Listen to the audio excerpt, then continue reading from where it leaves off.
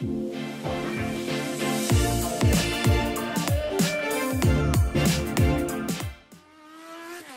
are listening to Know You're Crazy. My name is Susan Denee. We all have crazy. What separates us is how we choose to deal with it. I'm going to be delivering engaging and actionable tools to own your crazy, treat your crazy, and turn it into your own superpower. I hope that you walk away from this show feeling the power and strength within you. And never forget to enjoy your journey because you are worth it. Hey everyone, welcome to the Know You're Crazy show. My name is Susan Denee, and you are listening to Emotional Recovery in the Raw. And today's show is all about communication behaviors, the good and the bad.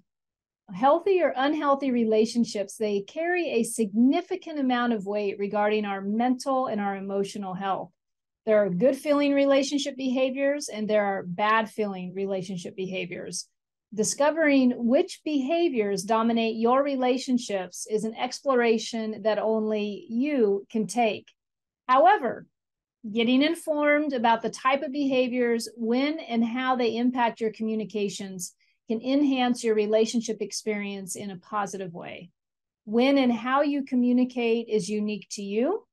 Maybe you are defensive at work, but passive at home. Do you switch communication roles dependent on how other people are behaving? Do you switch your communication roles because in certain environments you are more concerned what somebody thinks about you than in other environments? Growing up in a home where we had the disease of alcoholism present, when I think back on that, or can I say when I feel back on that, what I remember is not only the verbal communication, but I remember the dysfunctional behaviors of communication. Today, I'm going to be jumping into what are communication behaviors, what are the uncomfortable communication behaviors, such as the one I just described, that can be inherent in dysfunctional families growing up, but what are also positive communication behaviors? And what is your role in working on those? Or do you even want to work on those? I like to say the universe and the environment in which we choose to live will consistently give us feedback regarding how our behaviors impact the relationships in our life. Yes, life is all about us and our journey. However, the journey that we choose to live is much more satisfactory when the relationships in our life complement our life and are not destructing our life. But let's make sure that we're not the one causing destructive behaviors of communication within those relationships and causing harm to others. Sometimes our emotions run crazy and we have to be able to reel those in. According to Wikipedia, because I did some research on this, wanting to know about what's a textbook definition of communication behaviors. And what it says is communicative behaviors refers to people's tendency to express themselves using indirect messaging. Much of our communication, as I'm sure you already know, is nonverbal. It's not just about what I'm saying to you. It's also about my body language. Expression comes across in many different forms. Somebody who might be more inward with withholding verbal communication might be more expressive with their nonverbal cues. Those are the things that I'll be talking about today. Any behavior or even the absence of the behavior may be judged as communicative if it intends to convey a message. So for example, here's a couple different examples of ways in which we communicate that we really wouldn't even probably connect the dots.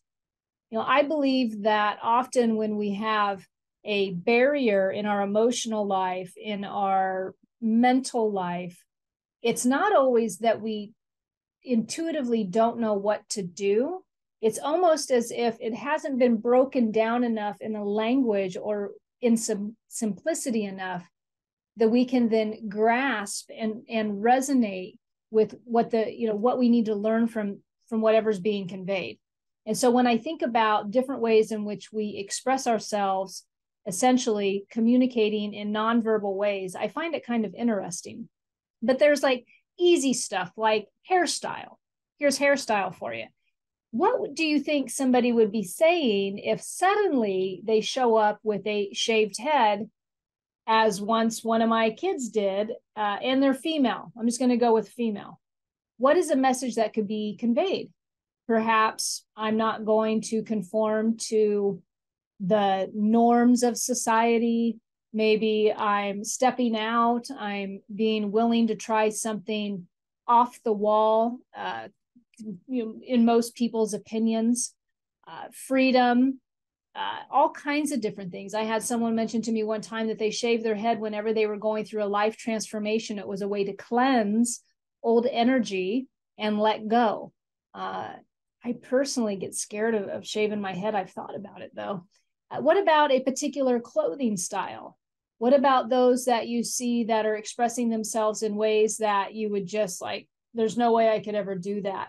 What is the message they are conveying? My husband and I recently had the opportunity to go to Folk Life in Seattle, and I absolutely loved it because it reminded me one of the reasons why I love living in the Puget Sound and living in the Seattle area, because there is an essence of freedom in people being able to express authentically who they are without judgment. I mean, I'm not saying that you're not, you won't always find judgment, but for the most part, there's an opportunity to express yourself and be who you are. And we saw all kinds of dressing up and dressing down, may I say, going on at the Folk Life Festival this year. But it was such a fantastic reminder of the freedom that we get sometimes to express ourselves. And usually we're only withholding the expression or withholding our communication when we're in fear of being judged. May I not go off on that tangent too much more?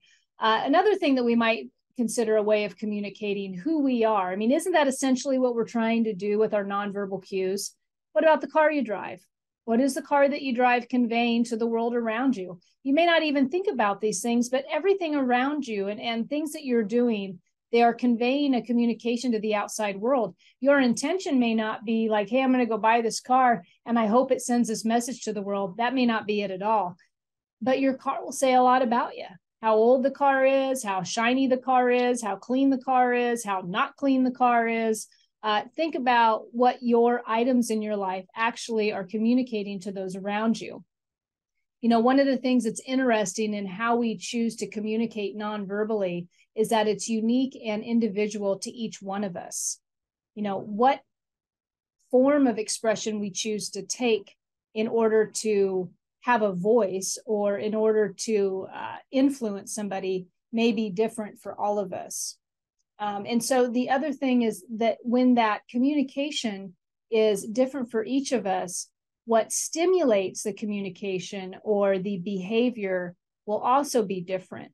I mentioned in the beginning of the show, certain behaviors being raised in an alcoholic home were to somebody coming from the outside that maybe didn't come from that level of impact or that level of negativity within the home might have viewed this as off the wall. But because of the behaviors and how they felt growing up in that environment, later on down the road, what I got to discover was the different stimulus or the different triggers that may happen within my environment that may set off a nonverbal communication. Because being a child of an alcoholic, and I'm sure there's all kinds of different people that suffer from different things growing up. I'm just going with my background because that's all my experiences intimately within. Avoidance would be a big one. If I just avoid and I don't address and I hope and wish that this goes away, or I inner counsel myself to the point where I've now decided that I don't even have a problem because the risk of expressing would be the risk of rejection. The risk of expressing would be the risk of judgment. And so these are types. So how would I do that? What would my behaviors within that type of communication would be? Well, it would be the behavior of avoidance. Leave the room, act as if nothing's going on, disappear, right? So I'm going to talk about a few more things in which the way in which we communicate. And I'm going to talk about both verbal and nonverbal because there's quite a list here. I'm going to keep it short as possible. Regarding verbal, the use of imperatives. how you speak, whether it's everything's essential or you make a direct command. Think about what you're communicating with that particular style of words, a direct communication. A statement of preference, having full clarity in your communication about what you prefer and perhaps expanding on why you prefer it. Another form of communication, nonverbal communication in this case, lack of participation. What is the communication being conveyed when somebody continually doesn't participate? And it's unfortunate when, let's say, we have a good reason for not participating, and yet we don't convey that to those around us. The professional environment's coming up for me, office environment, coworkers is coming up for me. People might have a very good reason for not participating, but the assumption may be different. Lack of participation could actually be a problem with shyness, a problem with intimidation. But the individual who continues to not participate may not have the ability to accurately convey that. So everyone else in the environment is left to make assumptions about the person's behavior and then draw their own conclusions. I was talking to my daughter just today, and she was mentioning about training somebody at work. And I think it was the first time she ever trained someone. And she was shocked that the person didn't pick up on things as quickly as she thought they should. And with her permission, I'm going to talk about having someone's permission. What I conveyed was sometimes somebody has so much going on that their behavior isn't what you would expect based on your own experience. You think about a new hire in a new environment, taking in 20 different things. And then in addition to that, the trainer is the first time training. And you think about all the communication or lack of communication that is going on there and being able to effectively still just move forward through that, right? So assumptions can be made based on what we think we're perceiving in somebody's behavior. Another way that we can communicate is overly doing something. You ever get that person? The over one? The one that overly does it? The opposite of lack of participation, they're the over participator. You can't get them to sit down. What message is being conveyed there with them? I don't know, Mr. or Mrs. Helpful, right? Like it's all fine and dandy unless you're wanting to turn it participating. What is the communication that's being conveyed there? I must have a say in something, or I must participate in something. Sometimes it's just good effort, or maybe they have a fear that no one else is going to participate, so they jump in the ring first. So another example of way our behaviors are communicating to those around us. Here's one. Isolation when you are home, but there are other people in the home with you. Classic teenager stuff. I'm going to shut my door and not communicate with you from about the age of 14, 15, about 17 and a half. And then about 18, I'm going to come back out of my room and say hello. But there's an isolation going on. Now, that might be teenage behavior that I make light of today, but what about when an adult is doing it? What about when an adult is disappearing on the family and not participating routinely in the evening activities with everyone? What is that conveying as far as communication? How is that isolation from everybody else in the household? How is that feeling on the rest of the family? What are they left to wonder? How are you? Why have you disappeared? What are you doing? It'd be nice if they would join us. We miss them. We wish they were, down here for dinner. So we think about our behaviors and how we're communicating or not communicating. And sometimes we've missed the point that we are impacting those around us.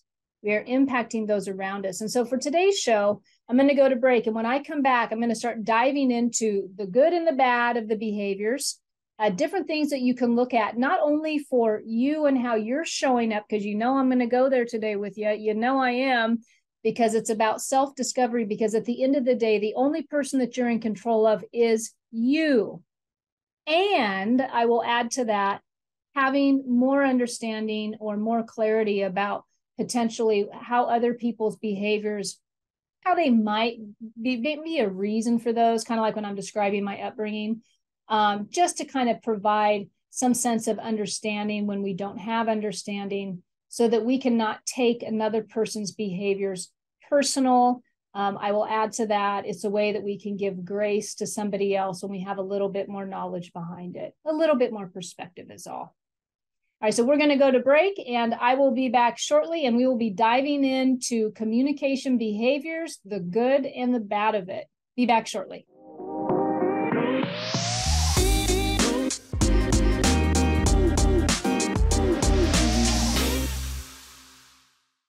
Hey everyone, welcome back to the Know You're Crazy show. My name is Susan Denee, and you are listening to Emotional Recovery in the Raw. Today's topic, communication behaviors, the good and the bad of it. If you join me for the first part of the show, I was simply giving examples of different types of communication behaviors, both verbal and nonverbal, especially right before we went to break. Understanding our own behaviors and how we communicate. I gave some feedback on even how you dress and how you do your hair and what you drive is communicating to the world something about you. All of us within us, I believe, are creative beings. We are looking for a way to express. We are expressing ourselves all over the place. And sometimes we don't even realize we're doing it. But what happens when that expression or that inability to become intimate with our emotional frustrations, or even our intimacy with joyful experiences within our relationships? What happens when we don't know how to do that, or we become blind to how we show up in those relationships? We might think we know. Are you one of those, like, you think you know how you show up? I think I know how I show up. Then, right when I get a little hoity-toity about knowing, the universe has its way, or the relationships in my life have a way of delivering some feedback to me, where I might have to look at a few things of my behavior and how I'm communicating and impacting those around me may not be as ideal as I thought. Before I went to break, I covered a few different ways in which we communicate, both verbal and nonverbal. I mentioned the use of imperatives, being very direct communicators, making things with a statement. I mentioned someone who can communicate with a statement of preference, being very, once again, clarity around what they prefer.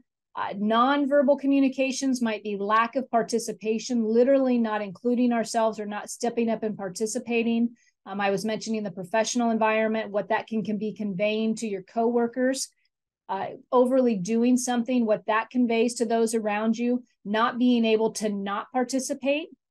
Are you the overdoer? What is that behavior signaling to those around you? And that's kind of where I'm going to take this next segment as I go into the impact of behaviors and how we're affecting those around us. There's the person, and then there's the behavior. Like, I can love my family, and let's just say I can love my spouse, but I can be really frustrated by this one particular behavior.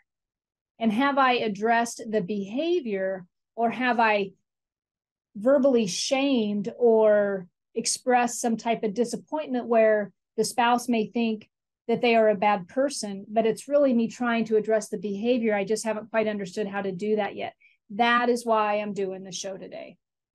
An individual's behavior style significantly affects how they verbally or non-verbally communicate with those around you. And I'm hoping that by the end of the show today that you're going to have more clarity around what your individual behavior style is concerning your relationships.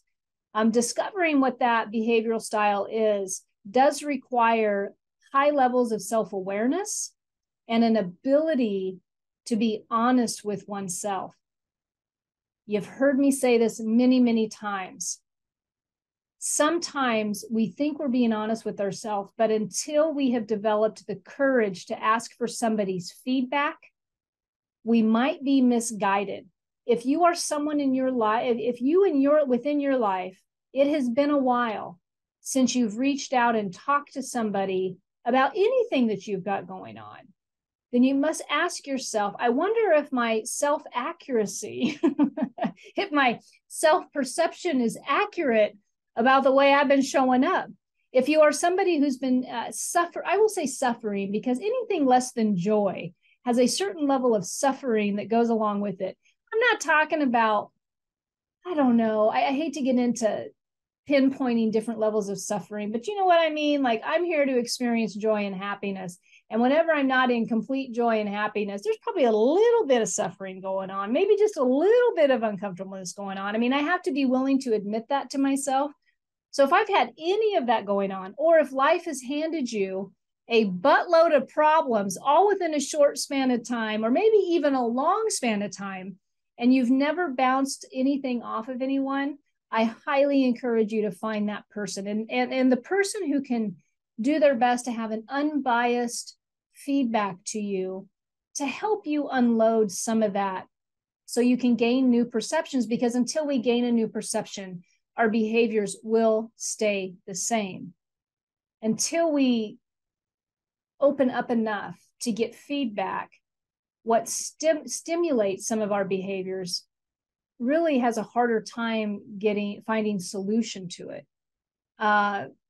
What are some different behaviors that we might experience? How do our stimulus differ? Let's just say you're at home and you're living, or maybe even working.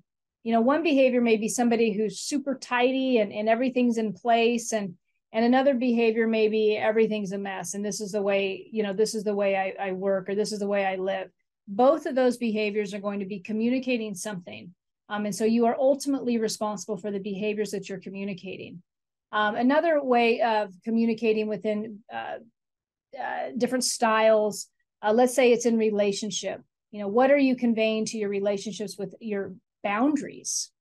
Are you doing behavioral boundaries, which is simply I'm minimizing my communication with somebody. I'm not sending as many text messages to this person. I'm not picking up the phone as many times as I normally would with this person. Or are you verbally setting boundaries with individuals and allowing them to know what you're going to do and why you're going to do it? And what is your style? How are you with your behaviors around this? I remember, as I use my past as an example, different behaviors growing up in my home. My mom had this way of rolling her eyes and then making this sound. I don't even think I can do it on air. It's like and it was like, as soon as you heard the sound, you knew mom was disappointed, and you knew like the energy in the room kind of felt heavy and everything was off, or she'd roll her eyes and you knew she wouldn't come right out and say something to you. She would just kind of convey in her way that there was disappointment, irritation, anger going on. And growing up around that. And I will also say, if you're an adult who has some of this going on, we're going to be diving into the different behavior patterns here in a minute. But imagine the people who are around that type of behavior, what they are left once again to try to put the pieces to the puzzle together to find out, did I do something to cause that behavior? Is there something I can change in the environment so they don't feel frustrated? Where do I need to move me? Where does my behavior, how do I need to act in order to stop that? A lot of us grew up with that. You might be working with that right now. You might have a coworker who's good at temper tantrums, but not conveying their frustration because they've yet to become skilled, is what I will say, in connecting the dots with their behavior, or learning how to channel frustration so that it doesn't take it out on the rest of the relationships around them. So anyway, this was another behavior I wrote down on my notes. My dog, Apollo, my little Yorkie, we call it, he's got torture by bark. He will stand in a particular area and just randomly bark, but he won't stop. I think, God, you think about animals and their behaviors. What are they trying to convey? But, do you have, somebody in your world who's a nonstop barker, but they don't do it all the time, just enough that it's irritating? That might be one that comes up for you. All right. So I'm going to get down to it now. What is the bad of it? When I was doing the research for the show and I was looking into communication behaviors and I was looking up different things, whenever the word behavior comes up, the research, the blogs, all of it goes back to negativity. I mean, it's kind of funny. And when I list out these behaviors for you, these different styles of behavior, there's like one positive out of the 4 behaviors.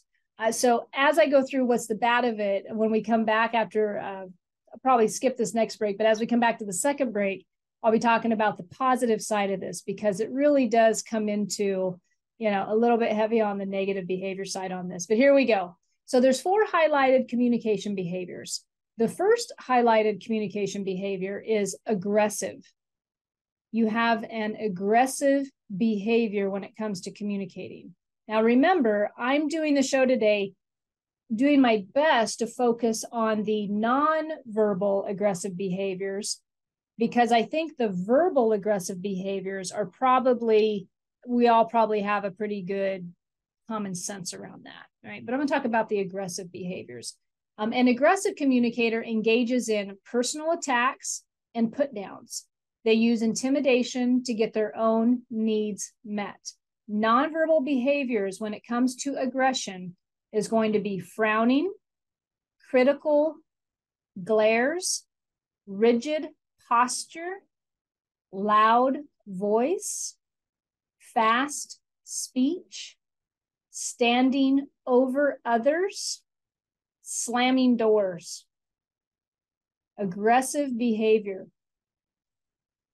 I have to admit, when I do a show and I talk about the emotional reactions that we go through, and I keep it simple between the doormat and the bulldozer, I come from bulldozer land. That was my learning. That's like my baseline in the past.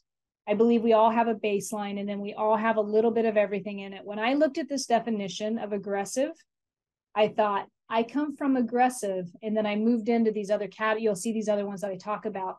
But there's usually a core, that initial emotional response. Are you an aggressive behavioral person? And how often does it come up for you? How many doors did you slam this week or this last month? How many times did you give somebody the look of intimidation to convey something to them? How many times did you bring some type of intimidating posture to the conversation? Not a positive posture, but kind of a rigid, tense posture. Do you convey aggressiveness in your behaviors? When you become frustrated, are you easy to be around? Not saying that we're not going to have moments. We get to be frustrated at times and we get to be angry at times. That's not what I'm talking about. I'm talking about more prolonged behavior. Is your go-to aggressive? And if it is, I just challenge you a little bit today. What are you doing to try to solve some of that? Are you a loud person? I did 25 years in debt collection before you got me here. And I would probably say when I got sober, I was probably 7 or 8 years in. No. Oh, maybe 5 years into it, maybe. But before, so when in sobriety, we learn, we have to have this faith and trust in a higher power. And it was a real conflict for me, understanding new ways of communicating back then, because I had this spiritual opening happening for the first time in my life. And yet my aggressive behaviors over the telephone with consumers who were trying to do the right thing, they needed a lot of rehab. Let's just put it that way.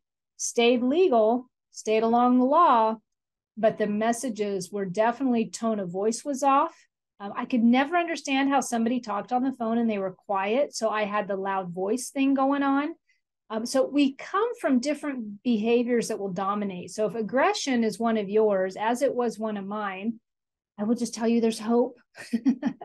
I rarely see that person anymore show up for me. I'll say my inner person. She's in there. Don't get me wrong. She's in there. I like to say I keep her in my back pocket for special occasions, but rarely does she have to show up anymore. So there's always hope for healing around this. All right, what's the next one? Assertive.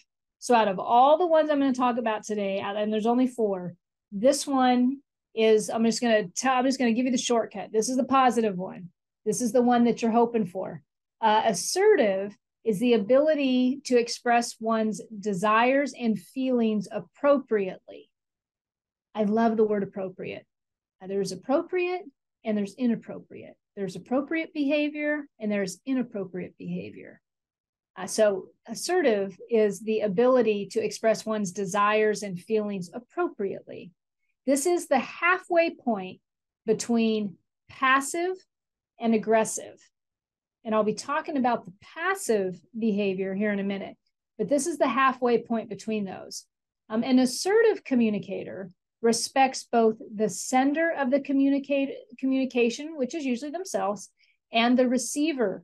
So we are aware of who we are talking to and how our words and how our behavior is impacting them. I'm not talking about paranoid delusion, so worried about what you think of me that I'm tiptoeing over every word I say. That's not what I'm talking about. That's probably in the next couple behaviors here. No, this is more of a confidence, a healthy awareness of how my words are going to impact you. I have special attention to this around my children, although they would probably disagree with me on sometimes. But for the most part, I'm aware of how my words or how my behaviors may be impacting them in a particular communication because I'm concerned, not in a fearful way, but they're still learning. They're not working with the same capacity of brain as I am. They don't have 4 decades of life experience under their belt. They barely have 1.5. So for me to place my, to just go blind into communication with my children and to assume that they're just supposed to deal with me, I think is vagrant and borderline abusive, in my opinion. So I really bring an awareness and assertive communication to my kids because I have respect for them. Same thing could be talked about if you're training others, if you're a trainer at work or you're a leader. Hopefully your behavior is assertive where it's healthy, appropriate communication about what you're needing in regards to the business. And so therefore you have a healthy impact on your employees, one of inspiration and influence versus one of resentment and hurt feelings. An assertive communicator respects both the sender and the receiver, the rights and opinions without being argumentative. An assertive communicator respects the rights and the opinions of the person who's listening without being argumentative. That's assertive. Okay. I got 2 more to go here, so hang in with, because you think about that. Have you ever communicated with somebody who becomes very aggressive with you just in expressing an opinion, or they become righteous and opinionated? Oh my God, politics are flashing through my head going through COVID, right? Like, what is that all about? But an assertive communicator understands and respects it. The assertive behavior is the least used out of all the behaviors I'm going to cover today. Remember, I said it was the most positive. This is like the goal behavior. It's the least used. Nonverbal behaviors of an assertive communicator: open and receptive body language, upright posture, relaxed movements, clear tone of voice, and appropriate eye contact. Appropriate eye contact. Okay, so that's assertive. And I'm gonna come back up to assertive when I get into the good of it. Okay, here's one more behavior for us. Passive. A passive communicator or a passive behavior involves not expressing one's thoughts or feelings and putting their needs last in an attempt to make others happy. Remember what I said, I'd probably be coming back to that whole, I'm going to overly analyze everything that comes out of my mouth for fear of it's going to hurt your feelings. I have a supernova awareness to the point of not authentically being myself because my fear of what you think of me is so important. Like it's actually a form of low self-esteem. But it involves, so let me read it again. Passive behavior involves not expressing one's thoughts or feelings because they're putting their needs last in an attempt to make others happy. Passive people internalize their discomfort to avoid conflict and to be liked by others.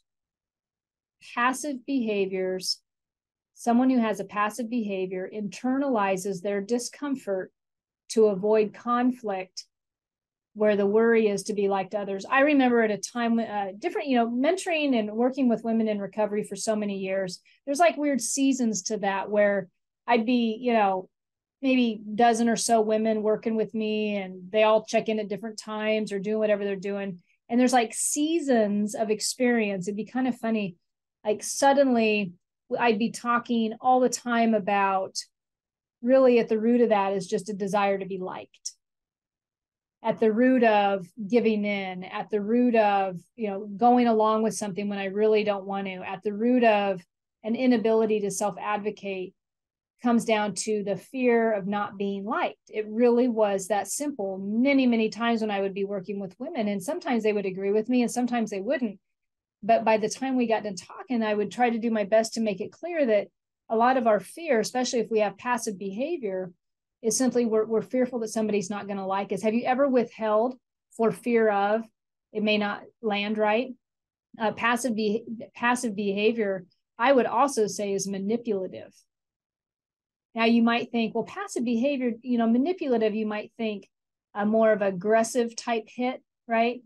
But think about it. If I'm always withholding my authentic opinions, and I'm always withholding how I truly feel, maybe it's because I want you to like me, but aren't I actually trying to affect the outcome of this conversation to really fit the mold so I feel better? Isn't that really what I'm doing? When I withhold, when I authentically don't show up as myself, when I don't authentically self-advocate for myself, I am manipulating a conversation, either out of fear that somebody's going to find out who I really am, out of fear that they're not going to like me, out of fear that they may not do what I want them to do. And that's all about me feeling better for me. Doesn't mean that that's going to work for me long term. But in the moment, when we withhold our authentic self, we do ourselves such a disservice. One, because we don't authentically honor and get to express our God-given self, our higher power-given self, whatever you want to say. But we're also affecting the other person. We're robbing them of opportunity to truly appreciate who we are. Yeah, I feel bad kind of for the passive folks. And I've been passive. This is another thing. When I was talking about, they all kind of go on their own. So I have been very passive professionally when working within a company. Very passive. So much on the line. Income, reputation, judgment, ego, sometimes inward self-destructive ego, sometimes outward run into extremes ego, whatever. But passive is one of the ways that I got through it. Just withholding, not expressing. And unfortunately, I would love to blame my superiors for causing that environment. But at the end of the day, it's mine to learn from, it's mine to change, regardless of what others do. So what are some of the nonverbal behaviors of a passive individual? A very soft voice. When they speak hesitantly. They make themselves very small. You don't even know they're in the room. They are not the lack of participation, right? They fidget and they will avoid eye contact. So that's a passive behavior within communication. All right, what's the next one? This next one, I think I did a whole show on in the past. Passive aggressive behaviors. Oh, I bet you're all thinking to yourself, I know one of them. Yeah, passive aggressive incorporates both passive and aggressive communication. So this is the in-between of passive and aggressive styles. Individuals appear passive, but act out their anger indirectly. I used to joke about one of my kids way back, this was many years ago. And I used to say, you got to watch out for that one. They might piss on your toothbrush. You got to be careful, when they're not expressing their frustration or they're not coming to you, telling you the whole story. And you sense some type of anger, like, you're passive aggressive. I mean, aggressive is the right word. Passive aggressive. The show that I did on passive aggressiveness talked about passive aggressive feels like somebody is shaming you. The feeling is shame. Like I did something wrong, but I don't quite know what I did wrong because you're not telling me. Because a passive person doesn't express verbally. It's their actions and their behavior that's aggressive, right? So people who do this usually feel powerless, resentful, and they feel stuck. They feel stuck. They're stuck between maybe what somebody's not doing, so therefore their life isn't going to matter anyway. They feel stuck that they have no choice. This is my life, right? I mean, there's all these things, okay? Nonverbal behaviors of a passive aggressive person. They had asymmetrical posture. I don't even know what that is right now. I'm sorry I even mentioned it, but I guess I could Google that. Facial expression. Oh, man, flashback. You ever been with a passive aggressive person with that face they get?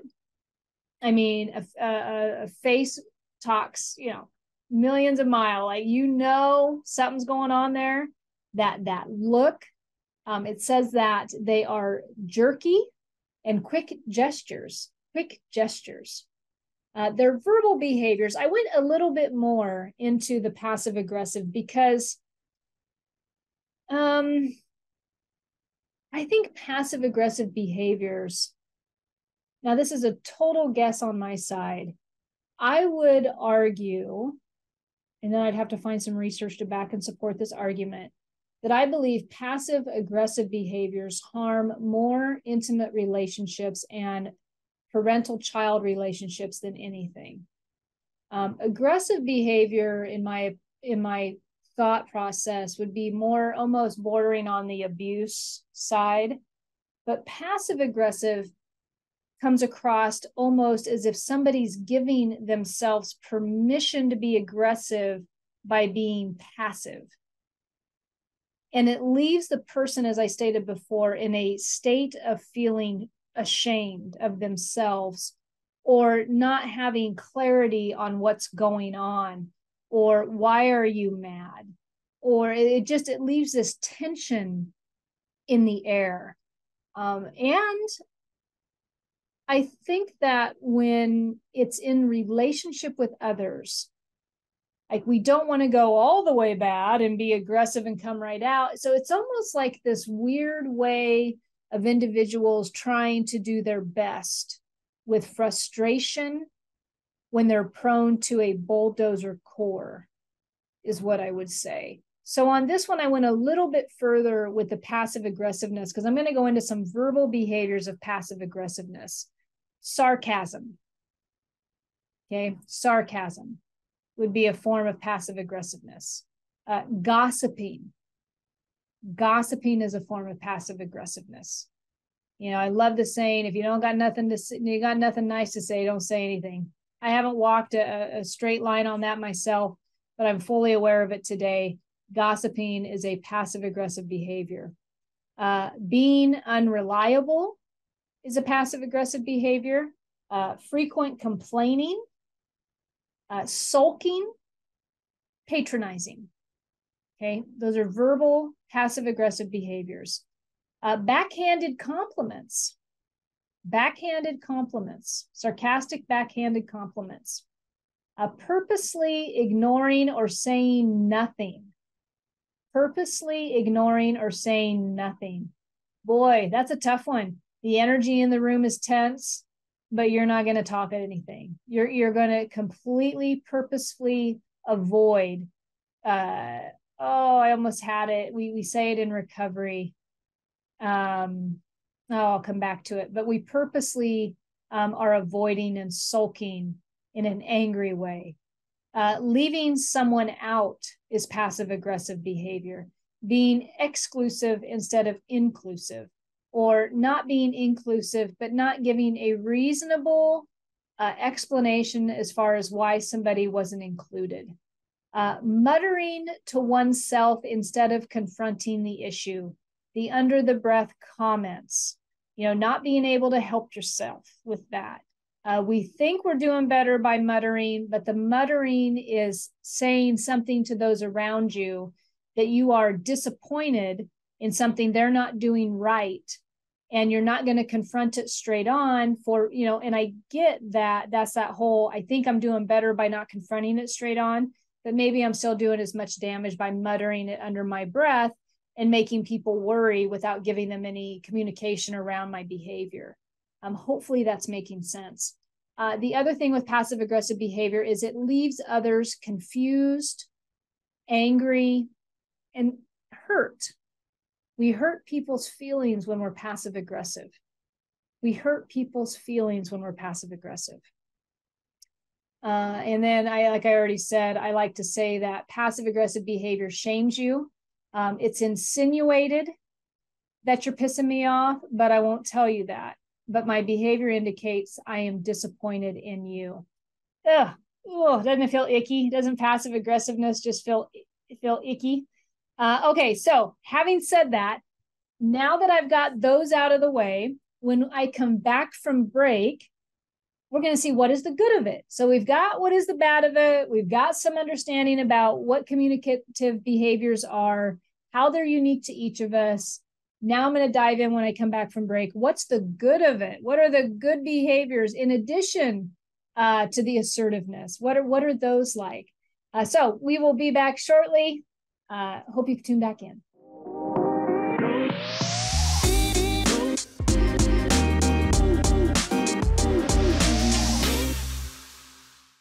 Hey everyone, welcome back to the Know You're Crazy talk show. My name is Susan Denee, and you are listening to Emotional Recovery in the Raw. Wrapping up with the show today on communication behaviors. If you've been joining me for the first almost whole show of 45, 50 minutes, then you are aware that I've been talking about the different unique behaviors that we can inherit, perhaps from our past, we picked up along the way. Perhaps we're in a habitual way of showing up in our family, in our intimate relationships. Understanding how to identify those behaviors sometimes goes a long way in changing the behaviors. I've talked about different examples of verbal and nonverbal behaviors, kind of leaning on the nonverbal behaviors, who's slamming doors in the house, who's temper tantrum but not saying anything, who's not participating. What are the nonverbal behaviors that we're conveying to the relationships in our life? Because we communicate a lot, not just verbally, but non-verbally. What are we saying to the relationships in our life? And then before I went to break, I went through the 4 highlighted communication behaviors, being aggressiveness. An aggressive communicator engages in different types of, aggressive behaviors, personal attacks, put downs. They use intimidation to get their way. Passive communicators involves not expressing one's thoughts or feelings and putting their needs last in an attempt to make others happy. Passive aggressive, spent some time on the passive aggressive behavior, which just simply is the in-between of passive and aggressive. But they appear passive, but their anger is indirect. In my opinion, passive aggressive behavior is probably the most dominant in most relationships, in my opinion. I think that we've come a long way from I think there's been enough talk and enough understanding. Maybe I could be completely wrong about this, where people maybe aren't as aggressive as they used to be, but they might be using passive aggressiveness as a license to still behave inappropriately.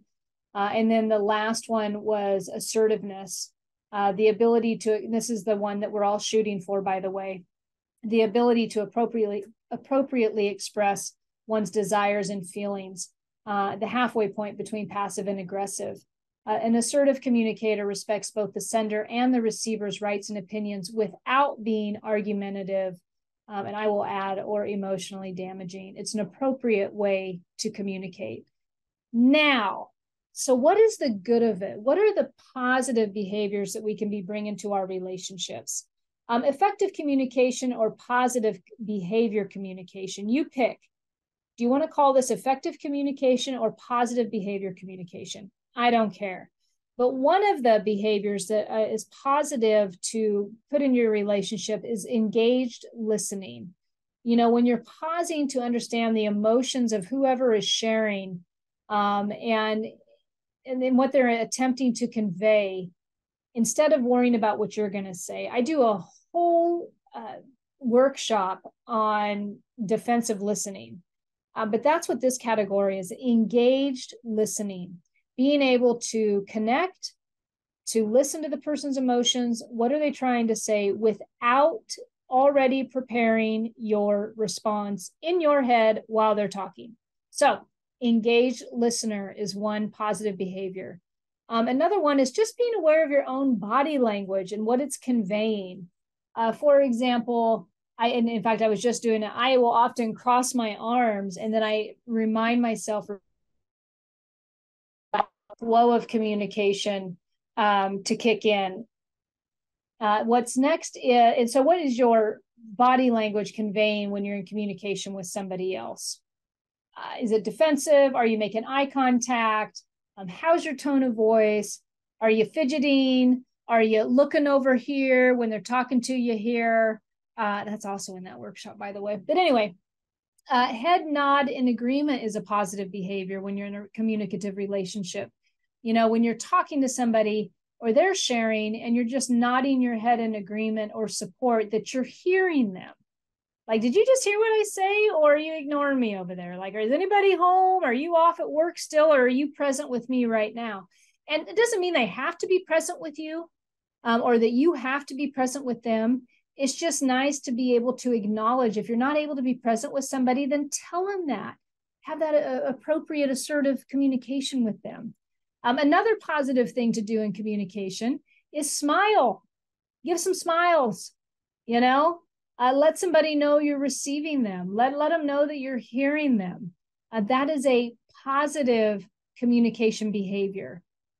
This one I thought was kind of funny, but thumbs up. And, you know, actually, I do that sometimes. Maybe it's an emoji thumbs up. But don't you like giving somebody a thumbs up? Like, yeah, totally agree with that. That's all good stuff. Thumbs up. Energy of acceptance and patience. Being calm with somebody, being patiently listening to them, doing your best not to interrupt, which simply says, let me talk now because I'm done listening to you. I want to get my 2 cents in. Are there opportunities where, or are there situations where you might have to let somebody know they're talking a little bit too long? Absolutely.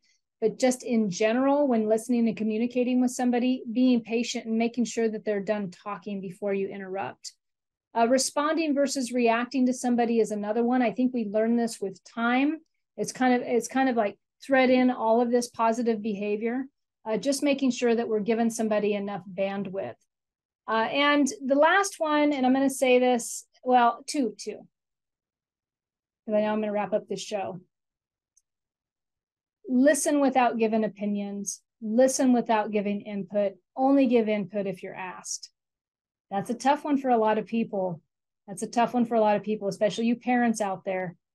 Listen, offer feedback when asked.